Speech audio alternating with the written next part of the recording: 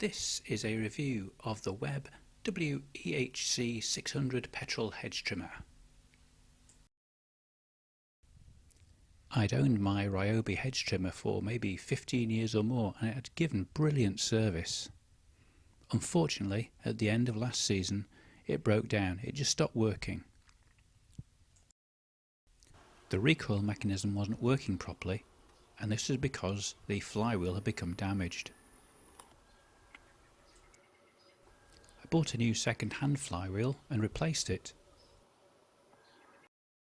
With the recoil mechanism working, I found that I had compression, but it wasn't producing any decent sparks.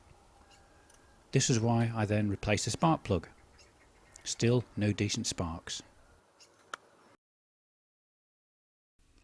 With the Ryobi out of commission, I still had a Titan multi-tool. I bought this about 8 years ago because it had a very much longer reach than the Ryobi for doing the tops of hedges. It always seemed a little bit more delicate than the Ryobi. It was not as easy to start. I even had to use a couple of cable ties to keep the choke lever seen here open.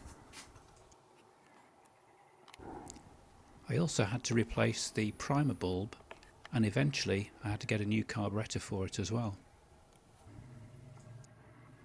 It became unusable when the exhaust muffler, seen here, just fell off one day. This happened when the securing bolts simply snapped off in the cylinder head. After much internet searching and reading lots of reviews, I decided to buy the Webb petrol hedge trimmer.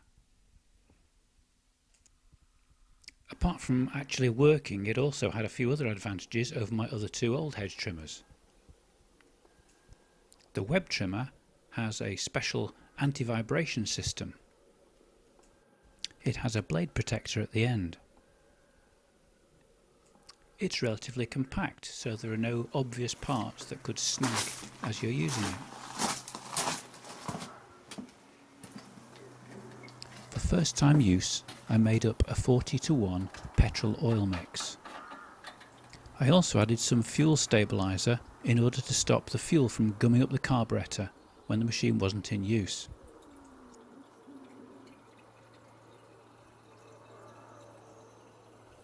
The Webb can sit flat while you're adding the fuel, and it takes about 600 cubic centimetres.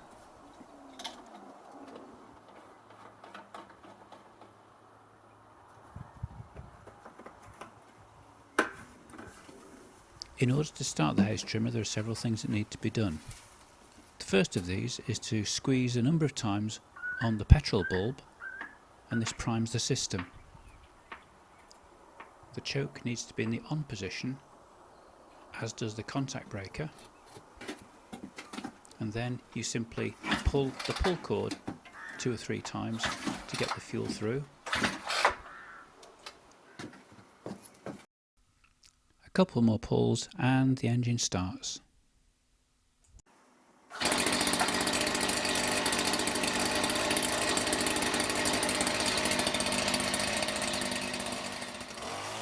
On with some safety gear, and let's see how she tackles this hedge.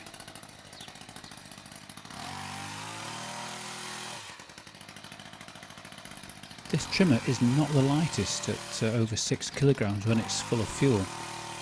However, it does seem really well balanced. As you can see, it's cutting through this mixed hedge with no effort at all.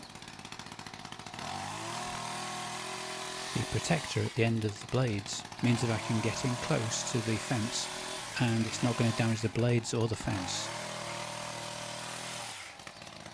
After every use, I will pour out any remaining fuel, then I restart the trimmer until it will naturally stop, just to make sure that I've emptied all the fuel out of the carburettor. Overall, my initial impressions of this hedge trimmer are very, very positive. I'm hoping it will give me many, many years of service.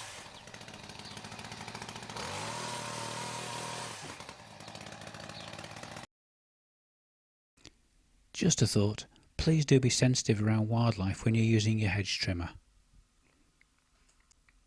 Also look out for family pets, which can appear just when you're not expecting them, particularly cats. If you've enjoyed this video, please like and subscribe.